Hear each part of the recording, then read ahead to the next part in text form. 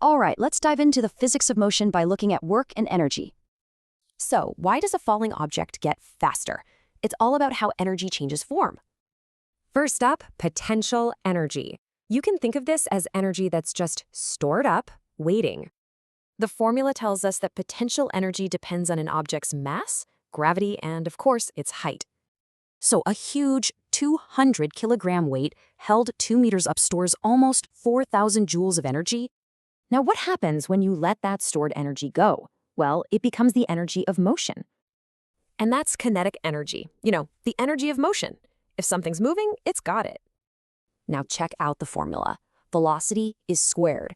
That's huge. Double the speed, you get 4 times the energy. So a small object moving fast can pack a surprising punch. In this case, 400 joules of energy. So how does energy actually change from potential to kinetic? The answer is pretty simple. Work. Now, in physics, work means a force has to actually move something over a distance. And get this, the angle between the force and the motion matters a lot. It changes everything. Positive work is when the force is in the same direction as the motion. You're adding energy. Negative work is the opposite. Think of friction. It opposes motion and actually removes energy. And this is cool. If the force is perpendicular to the motion, 0 work is done. None at all. This brings us to a super important idea, the work-energy theorem. It connects everything together. It basically says that the work you do on something equals the change in its kinetic energy.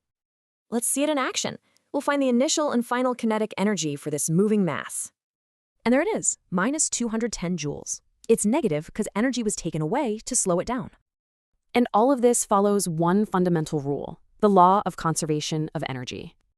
A pendulum is the perfect example. At the very top of its swing, it's all potential energy. Then, as it swings down, that potential energy turns into kinetic, with max speed at the bottom.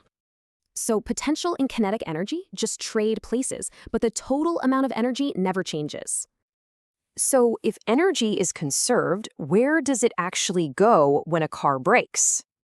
It's not lost. It just changes into other forms, like heat and sound. Energy is always conserved.